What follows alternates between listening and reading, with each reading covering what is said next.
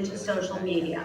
So you might know, I have been involved with Nu Skin for a very long time. I started back in 1988, and my parents at the time were Nu Skin very successful sales leaders, and I was getting ready to graduate from college, and most people kind of assumed that I always knew I was going to do Nu Skin, but the truth is I wasn't.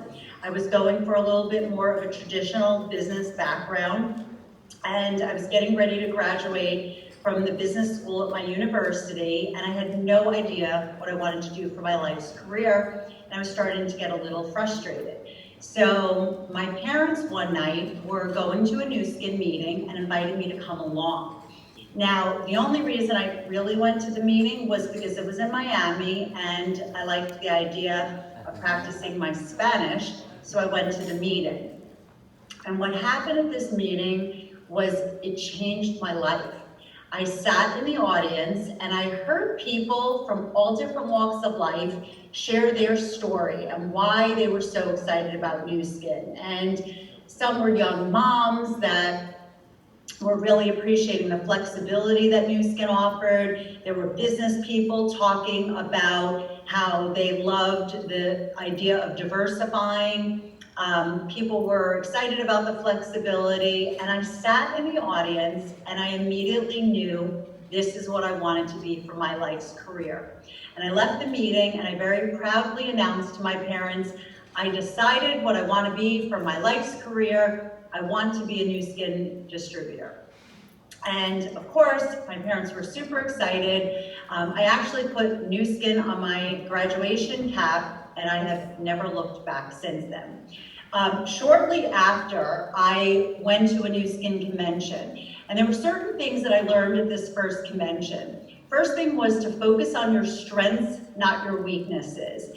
And so I started to really think about what my strengths were, maybe what some of my weaknesses were, and I immediately realized that one of my strengths was my belief level.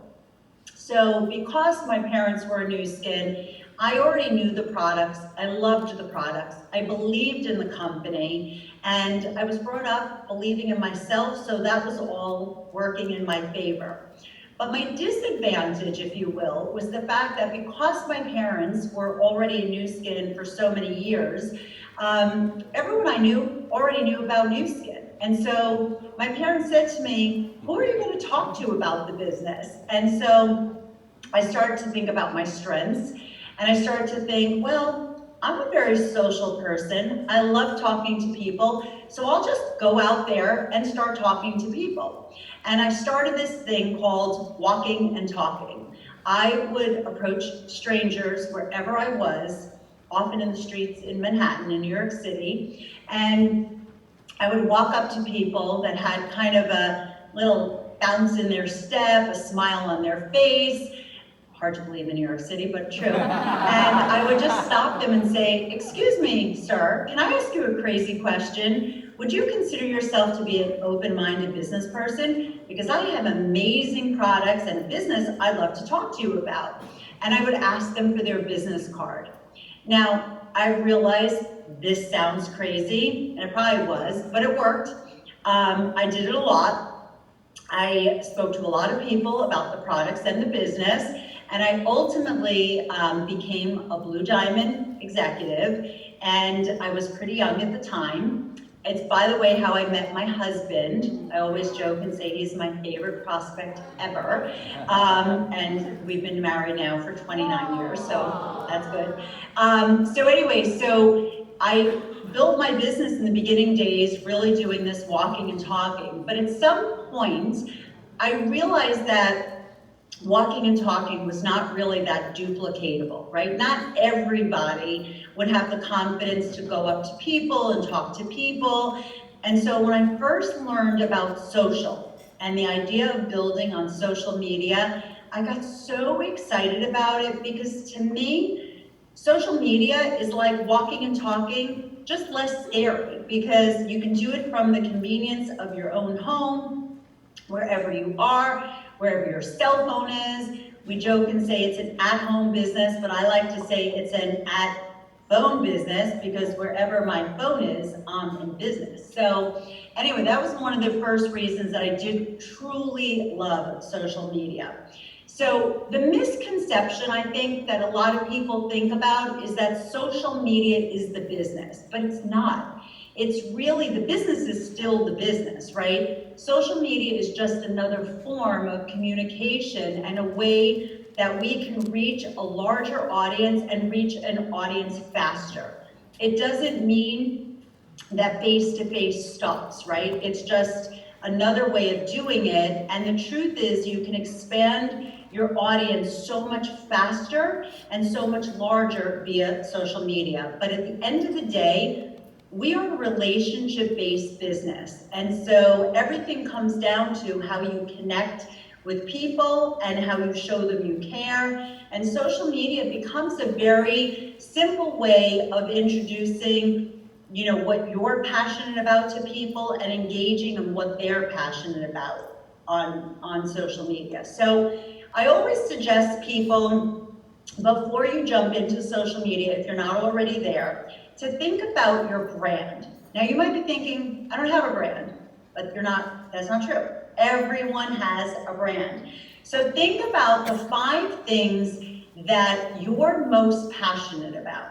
So I always think that if you were kind of in a room or at a party and you were talking to someone you didn't know, what are the things, the 5 things, 7 things, whatever, that you'd be super excited to talk about it? That becomes part of your brand.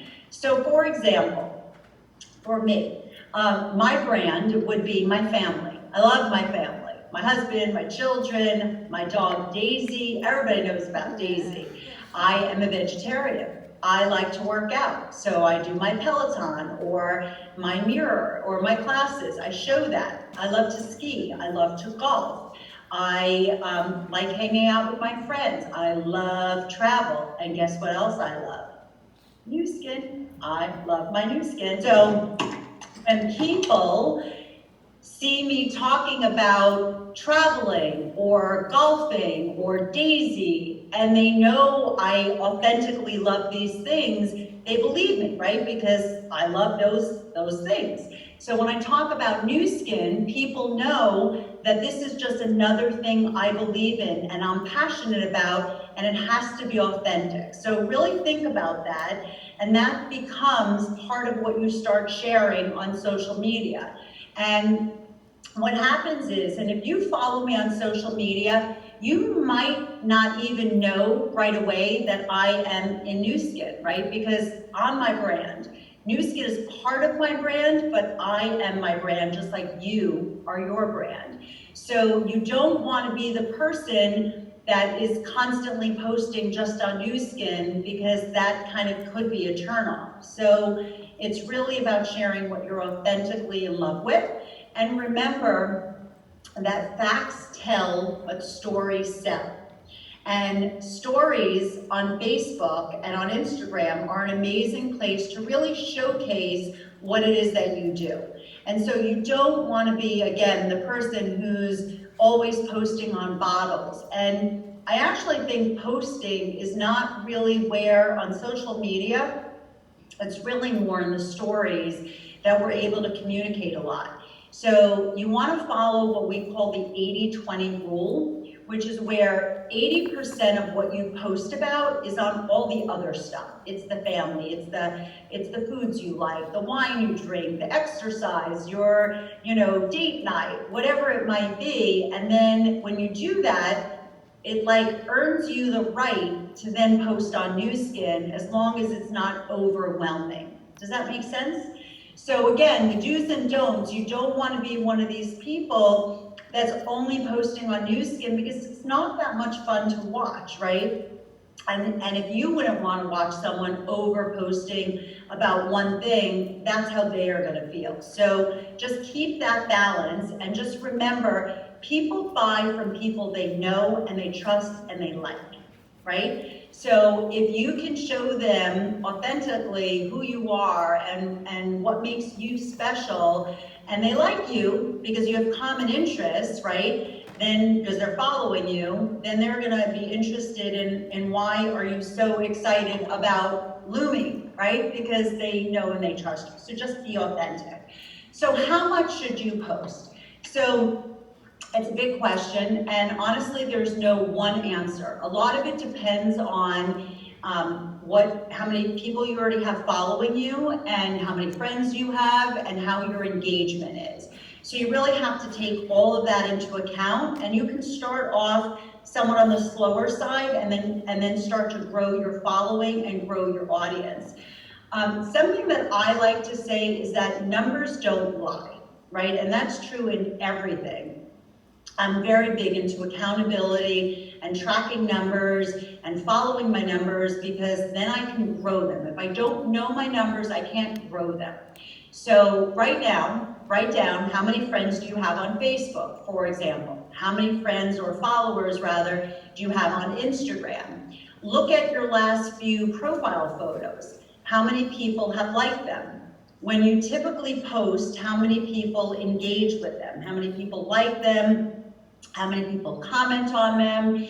And those are numbers, they're metrics that you can follow, and you can make a goal to grow them. So if you notice that you post certain things, like for example, we usually stay away from anything that's negative or controversial, and sharing doesn't really help you. So if somebody else posts something and you share it, it's not going to really grow your numbers, it's not growing your audience. So again, it's all about you coming up with your own original content and authentically thinking about what it is that you love and posting on that. And so make it a goal, and have an accountability partner. So make it a challenge that every day you're going to start posting, and maybe you check in with somebody. And I like to do what's called a deep dive, and have somebody else look at the people who are commenting and liking some of your posts, and let them click on those people, whether it be on Facebook or Instagram, and come up with a list of, ooh, that person could be good. This looks like a person who's very engaged on social media. So you might not be very active on social media, but I bet you're connected to somebody who is. And it's just like our business.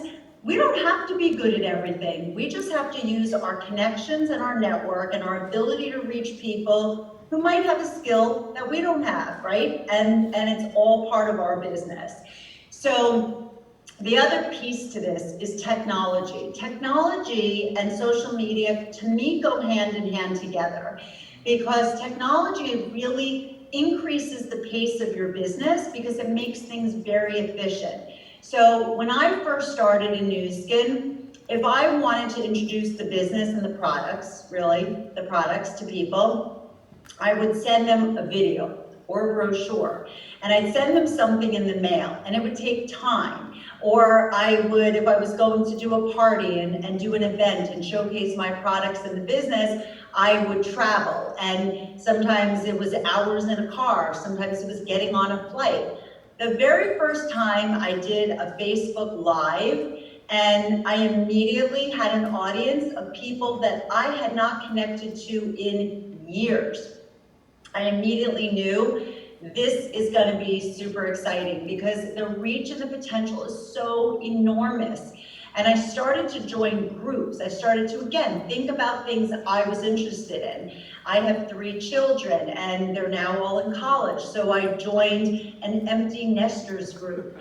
I love, like I said, I'm a vegetarian. I joined groups, and I started to connect with other vegetarians and learn about, ooh, what's your, favorite recipe, and what kind of foods do you eat, and how do you get your protein? And you start conversing with people. And again, it's a relationship-based business. So it doesn't mean you have to, do something right from the get-go and immediately go live, but you can start gently and start using social media as a way to expand your audience and increase your reach. But again, once I started to incorporate the technology piece, it grew, my business absolutely exploded. And so people often ask me, how do I keep up with the pace of the business? And honestly, it's no different, right? We run with the runners. We I've always found it's easier to go out and find someone new and excited and show them how to do this business on social media than to try and convince somebody who's not interested in social media, because every person is going to do the business their way. There's no right or wrong with social media. It's just everybody incorporates different pieces of it.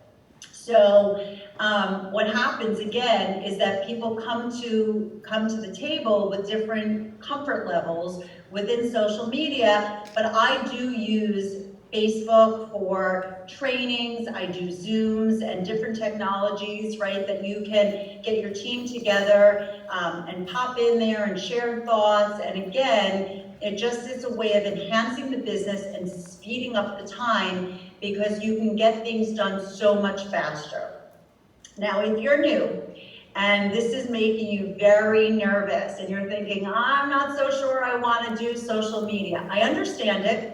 I'm really just a few years ahead of you, because when I first started thinking about it, I liked it because I knew it could expand my audience faster, but I was nervous. So you just kind of get started. You start posting about the things you're comfortable with, but don't stay in your comfort zone too long. It might be a very cozy place, but remember, nothing grows in your comfort zone. So you want to challenge yourself, get the accountability partner, and really encourage yourself to do it, because remember, you are your group. And as leaders, if we don't try something new, our team's not going to try something new.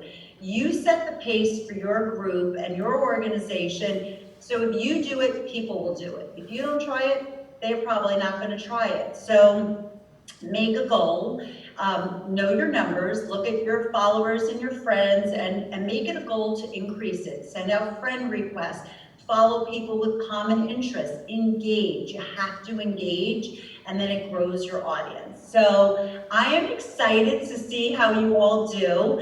And as an example, tag me, like show people whenever you're training or you're learning something on the business, you post about that in your stories. Growing my business, learning from my friends in the United States, looking for partners, things like that. Tag me, because I want to see how you're doing, and then I'll repost you, and then you get international exposure. So best of luck to everyone. It was great meeting with you. Bye.